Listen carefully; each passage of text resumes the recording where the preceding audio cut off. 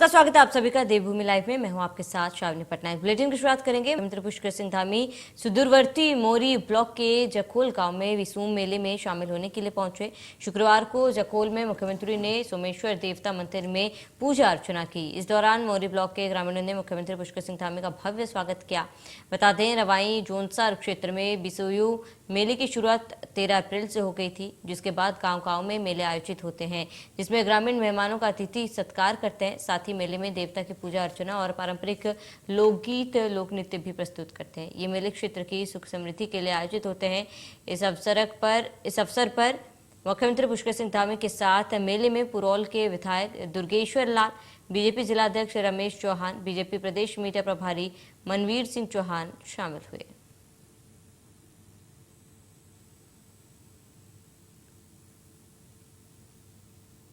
CM ने कार्यक्रम में जनता को संबोधित भी किया। उत्तरकाशी दौरे पर है सीएम और बता दें कि मेले में बीजेपी के कई नेता भी शामिल थे। 13 अप्रैल से मेले की शुरुआत हुई थी। विशु मेला कार्यक्रम में सीएम ने प्रतिभाग किया और जनता को संबोधित भी किया।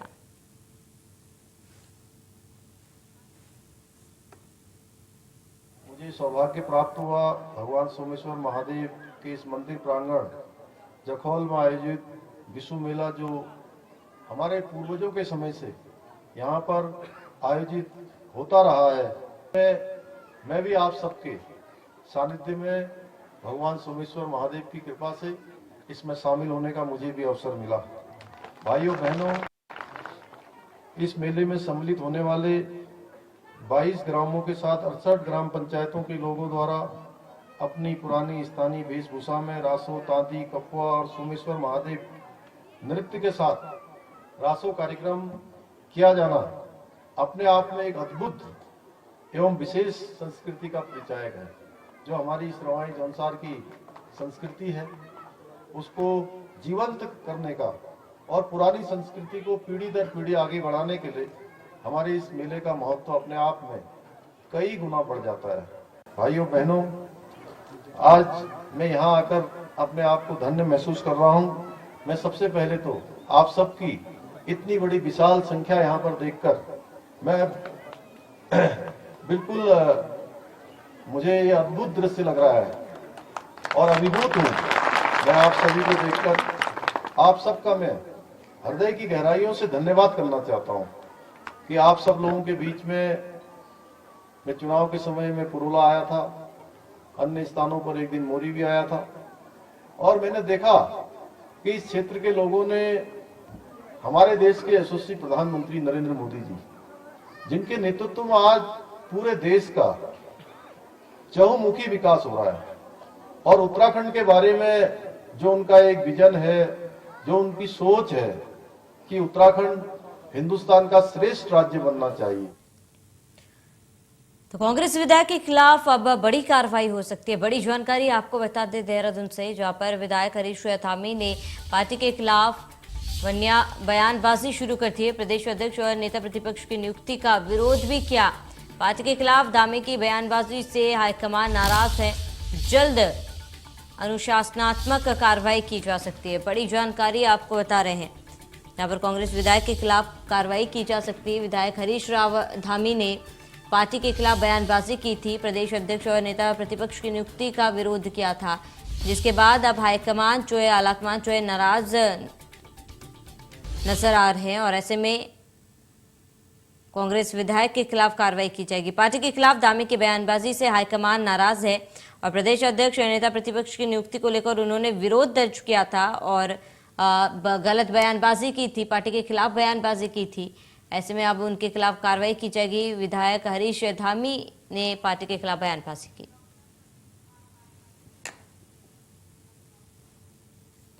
ज्यादा जानकारी के लिए bureau chief doctor Praveen Kumar हमारे साथ जुड़ चुके हैं। प्रवीण जी, फिलहाल इस पूरे मामले में क्या अपडेट है? जिस तरह से हरीश धामी लगातार पार्टी के खिलाफ बोल रहे हैं, उसके बाद पार्टी भी एक्टिव मोड में आ गई है और पार्टी के तमाम बड़े नेता जो हैं वो इस बात को मानते हैं कि पार्टी के अंदर अनुशासनहीनता जो है उसको बर्दाश्त नहीं किया जाना चाहिए। इससे दूसरे लोगों को भी मौका मिलता है। तो इसी के मद्देनजर जो है कार्रवाई हो सकती है। हरीश धामी के खिलाफ जो है शो कॉज नोटिस भी जारी हो सकता है और साथ ही उनको जो है उनके अगर जवाब जनक नहीं हुए, संतोषजनक नहीं हुए, तो फिर उन पे कार्रवाई हो सकती है। काफी दिनों से हरीश धामी लगातार अपने केंद्रीय नेतृत्व और वर्तमान जो प्रदेश नेतृत्व है इस पर सवाल खड़े करती रही है, खास करके जब जब से प्रदेश अध्यक्ष और नेता प्रतिपक्ष का चुनाव हुआ है। जी बिल्कुल प्रवीण जी, क्योंकि लगातार हरीश धामी द्वारा बयानबाजी की जा रही थी, पार्टी के खिलाफ बयानबाजी की जा रही थी और ऐसे में इनके पीछे के कई सारे कारण हरीश धामी ने बताए थे। लेकिन अगर हम पार्टी की बात करें तो पार्टी के आलाकमान का क्या मानना है, उनकी तरफ से कोई बयान? देखिए, पार्टी के आलाकमान की बात करें तो आलाकमान तमाम चीजों को देखकर आगे बढ़ रही है और आलाकमान की तरफ से ही जो है वो नेता प्रतिपक्ष और नए प्रदेश अध्यक्ष का चुनाव हुआ है।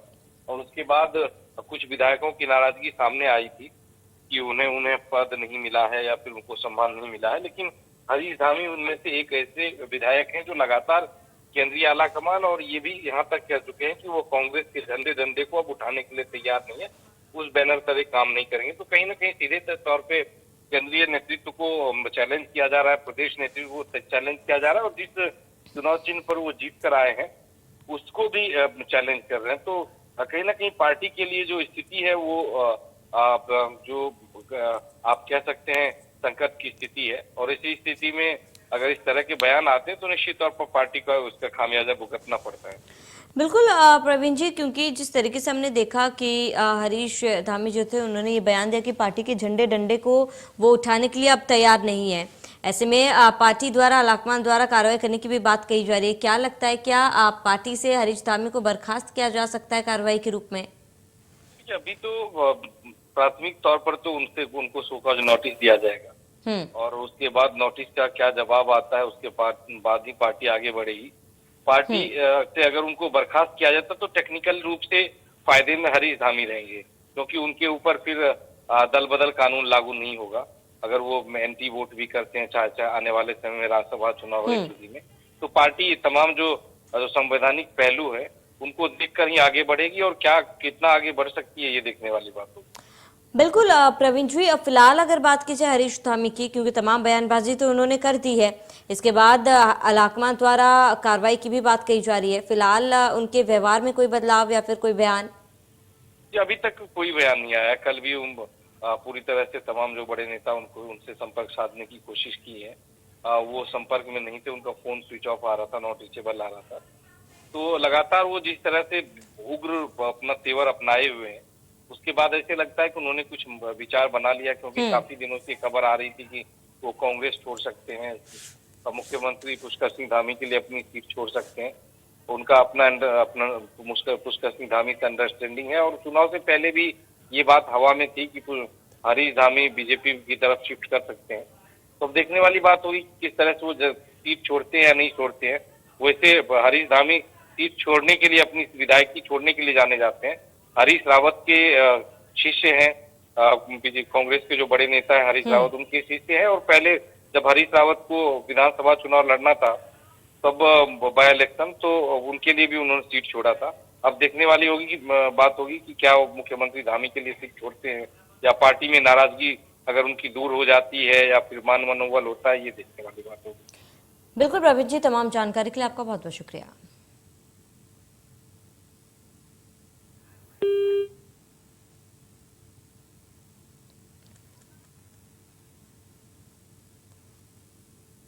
तो बता दें कि हरीश धामी द्वारा लगातार गलत बयानबाजी पार्टी के खिलाफ की जा रही थी, जिसके लेकर अब कांग्रेस आलाकमान जो है कोई कार्रवाई हरीश धामी के खिलाफ करेगी। प्रदेश अध्यक्ष और नेता प्रतिपक्ष की नियुक्ति का लगातार विरोध हरीश धामी कर रहे थे और कांग्रेस विधायक के खिलाफ अब कोई कार्रवाई हो सकती है। जल्द अनुशासनात्मक कार्रवाई की जाएगी और शायद उन्हें कारण बताओ नोटिस भी भेजा जाएगा, जिसके बाद उन्हें इस पर जवाब देना होगा।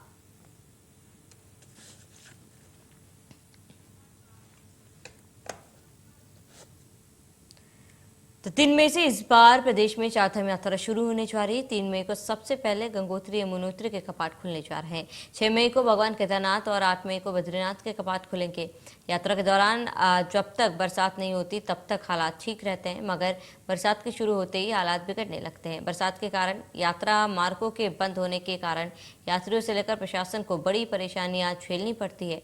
बंद पड़े रास्तों के कारण यात्रियों को सड़क पर ही दिन काटने पड़ते हैं। आपको बता दें, राष्ट्रीय राजमार्ग NH 58 पर चमधार के पास ऐसे ही हालात बने हुए हैं। यहाँ मार्ग 2 से 3 दिनों तक बंद हो जाते हैं। मार्ग खोलने के लिए लोक निर्माण विभाग को भी काफ़ी मशक्कत करनी पड़ती है। मार्ग अगर खुल भी जाए तो फिर बरसात होने पर मार्ग बंद हो जाता है। इस बार भी यात्रा के दौरान लोगों को चरमधार लैंडस्लाइड जोन में दिक्कतें झेलनी पड़ सकती है। उम्मीद लगाई जा रही है कि लोक निर्माण विभाग इसके ट्रीटमेंट का कोई ना कोई स्थायी रास्ता निकाल ही लेगा, लेकिन हालिया जानकारी के मुताबिक इंजीनियर इसका कोई ठोस स्थायी ट्रीटमेंट नहीं निकाल पा रहे हैं।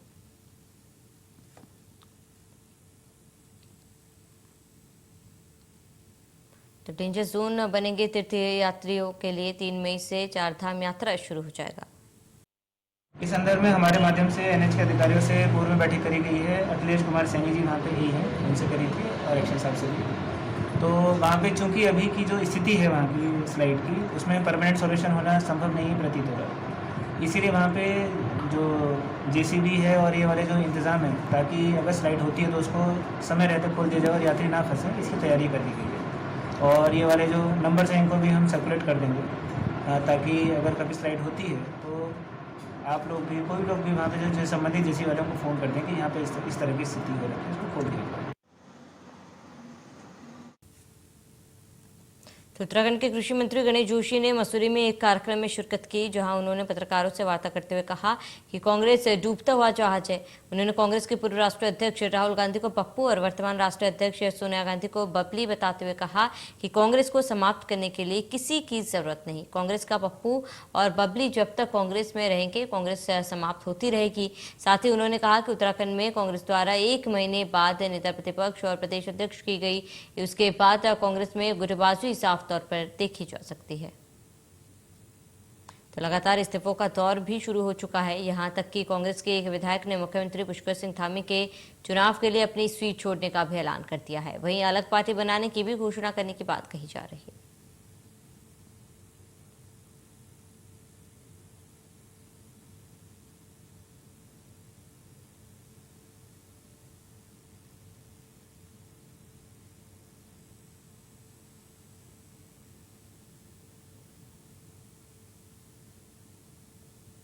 कांग्रेस समाप्त हो रही है।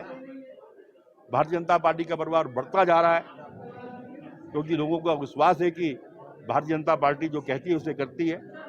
जो लोग वहां से आए थे, अगर उनको सम्मान दिया, भारतीय जनता पार्टी ने दिया, सिर्फ इसलिए यूज नहीं किया कि उस समय उन्होंने सरकार बनानी थी।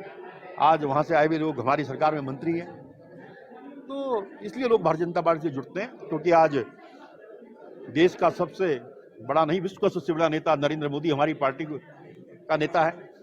अमित शाह जी जैसे हमारे नेता हैं, नड्डा जी जैसे हमारे नेता हैं, और यहाँ की समान पुष्कर सिंह धामी जैसे युवा ने संभाली है, जिसने 6 महीने के अंदर एक संदेश दिया है, जिसका प्रतिबंध है कि आज 47 सीटें भारतीय जनता पार्टी की यहाँ पर आई हैं। इसीलिए आज लोग कांग्रेस छोड़ छोड़कर भाजपा की ओर आ रहे हैं। मंत्री जी इधर दूसरा अगर मौजूद है तो फर्श की तरफ आ जाए। कविता सक्सेना